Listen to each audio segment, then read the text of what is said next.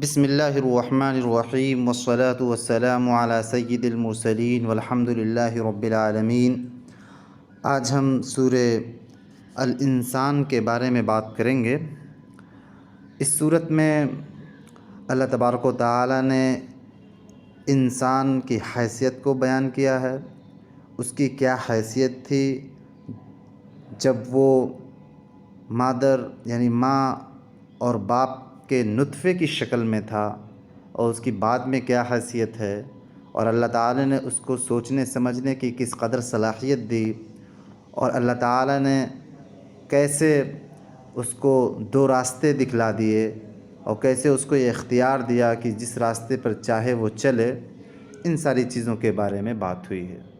ساتھ میں یہ بھی بتلایا گیا ہے کہ جو لوگ صحیح راستہ اختیار کریں گے تو اللہ تعالیٰ انہیں جنت میں مختلف قسم کی بہترین نعمتوں سے نوازے گا۔ چند نعمتوں کا یہاں پر تذکرہ بھی کیا گیا ہے بہت ہی تفصیل کے ساتھ۔ آج ہم صرف اور صرف 10 آیات کا ترجمہ اور اس کو سمجھنے کی کوشش کریں گے۔ آئیے ہم شروع کرتے ہیں۔ اعوذ باللہ من الشیطان الرجیم، بسم اللہ الرحمن الرحیم۔ هل أتى على الإنسان حين من الدهر لم يكن شيئا مذكورا۔ هل أتى على الإنسان حين من الدهر لم يكن شيئا مذكورا۔ هل کا مطلب ہوتا تھا کیا، عطا آنا، کسی چیز کا آنا۔ حین کہتے ہیں ایک وقت، اور الدہر جو لامتناہی وقت ہوتا ہے، ایک زمانہ ہوتا ہے بڑا، اس کو الدہر کہتے ہیں۔ شیئن کوئی چیز، مذکورہ قابل ذکر جس کا ہم ذکر کریں۔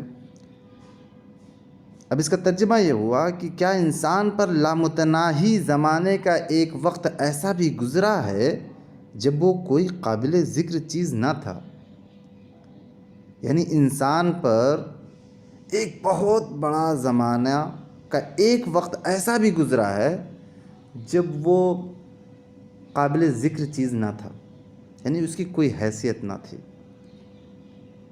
اب یہ کون سا وقت ہے؟ یہ وقت مفسرین نے مختلف طریقے سے بیان کیا ہے، لیکن بنیادی طور پہ بتایا گیا ہے کہ جب انسان ایک نطفے کی شکل میں، ایک اسپرم کی شکل میں تھا، یعنی کہ ماں کے نطفے میں الگ، باپ کے نطفے میں الگ، ابھی دونوں کا ملاپ بھی نہیں ہوا تھا، دونوں کو ملایا بھی نہیں گیا، دونوں کی شادیاں بھی نہیں ہوئی تھیں، اس وقت ایک زمانہ تھا، کوئی حیثیت نہیں تھی، کوئی ذکر، قابل ذکر چیز ہی نہ تھی۔ بھائی کوئی ایکسپیکٹ ہی نہیں کر سکتا ہے کہ کسی مرد سے صرف جو ہے کوئی انسان پیدا ہو سکتا ہے، کوئی ایکسپیکٹ ہی نہیں کر سکتا تھا کہ کسی جو ہے عورت سے انسان پیدا ہو سکتا ہے بغیر جو ہے مرد کے ملے ہوئے، شادی ہوئے۔ تو ایک ایسا وقت بھی انسان پر گزرا تھا جب اس کی کوئی حیثیت نہیں تھی۔ اب یہاں پر سوال جو ہے حل عطا کہ کیا گزرا تھا، یہ اس بات کے لیے ہوتا ہے کہ اقرار کرانے کے لیے ہوتا ہے کہ کیا نہیں گزرا تھا، اس معنی میں۔ انا خلقنا الانسان من نطفۃ امشاج نبتلیہ فجعلناہ سمیعا بصیرا۔ نطفہ اسپم، امشاج ملے ہوئے، سمیع سننے والا، بصیر دیکھنے والا۔ ہم نے انسان کو ایک مخلوط نطفے سے پیدا کیا، ایک ملے ہوئے نطفے سے، ماں باپ دونوں کے نطفے سے ملا کر پیدا کیا۔ کس لیے پیدا کیا؟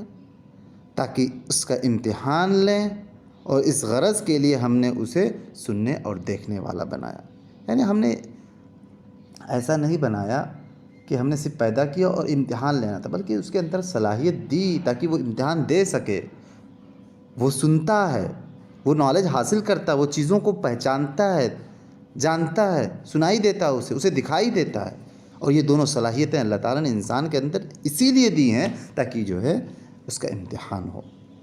سمیع اور بصیر کا لفظ انسانوں ہی کے لیے استعمال ہوتا ہے، جانوروں کے لیے استعمال نہیں ہوتا ہے۔ اس سے بھی یہ پتہ چلتا ہے کہ خاص صلاحیتیں اللہ تعالیٰ نے جو ہے انسانوں کے اندر اسی لیے جو ہے رکھی ہیں تاکہ اس کا جو ہے وہ امتحان لے۔ اِنَّا هَدَيْنَاهُ السَّبِيلَ إِمَّا شَاكِرًا وَإِمَّا كَفُورًا۔ السبیل راستہ، ہدا یعنی دکھانا، شاکر جو شکر ادا کرے، اور کفور جو ناشکری کرتا ہے کسی بھی نعمت کی۔ ہم نے اسے راستہ دکھایا، خواہ وہ شکر کرنے والا بنے اب یا کفر کرنے والا۔ یعنی اللہ تعالیٰ نے انسان کو سمیع بصیر ہونے کے ساتھ ساتھ اللہ تعالیٰ نے اسے دو راستے بھی دکھلا دیے، جیسے کہ سورہ بلد میں بھی آیا ہے کہ اسے دو راستے دکھلا دیا، اب اس پر ہے کہ وہ کون سا راستہ اختیار کرتا ہے، شکر کرنے والا راستہ اختیار کرتا ہے یا جو ہے ناشکری کرنے والا اختیار کرتا ہے۔ اِنَّا أَعْتَدْنَا لِلْكَافِرِينَ سَلَاسِلَ وَأَغْلَالًا وَسَعِيرًا۔ اور ہم نے کفر کرنے والوں کے لیے ہم نے زنجیریں، طوق اور بھڑکتی ہوئی آگ مہیا کر رکھی ہے۔ یعنی جو لوگ ناشکری والا راستہ اختیار کریں گے، کفر والا راستہ اختیار کریں گے، تو ہم ان کے لیے جو ہے سخت عذاب ہم نے اس کے لیے تیار کر رکھا ہے۔ سلاسل کہتے ہیں زنجیر کو، اغلال کہتے ہیں طوق جو گردن میں جو ہے باندھی جاتی ہے، اور سعیر کہتے ہیں تیز آگ کو۔ لیکن جو لوگ صحیح راستہ اختیار کریں گے، شکر کرنے والا راستہ اختیار کریں گے، ان کے بارے میں کہا جا رہا ہے کہ ان الابرار یشربون من کأس کان مزاجها کافورا۔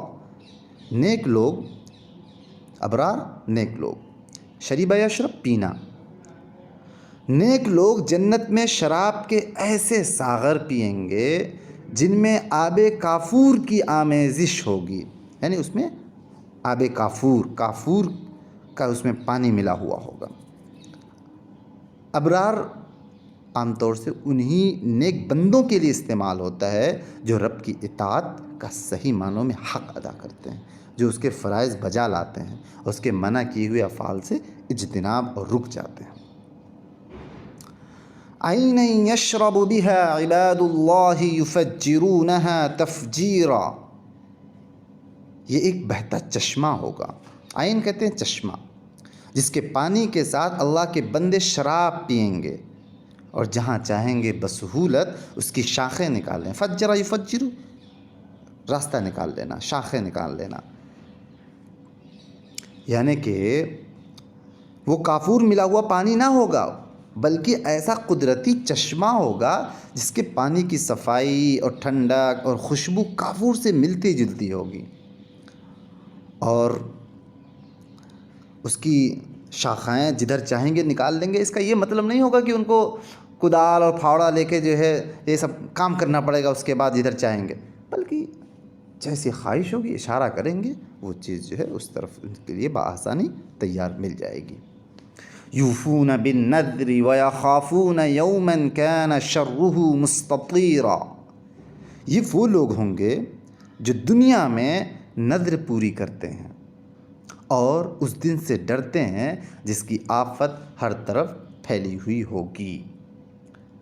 اوفا یوفو، یوفی کا مطلب ہوتا ہے پورا کرنا۔ النذر کہتے ہیں جو انسان وعدہ کر لیتا ہے اپنے آپ سے کہ وہ ایسا یہ نیک کام کرے گا، اگر اس کا یہ کام ہو گیا، وہ نذر کے معنی میں آتا ہے۔ نذر اس کو بھی کہتے ہیں وہ ضروری ڈیوٹیز یا ضروری واجبات جو اللہ تعالیٰ نے انسان پر واجب کر رکھے ہیں، تو دونوں مراد ہو سکتے ہیں۔ مستطیر کہتے ہیں پھیلا ہوا۔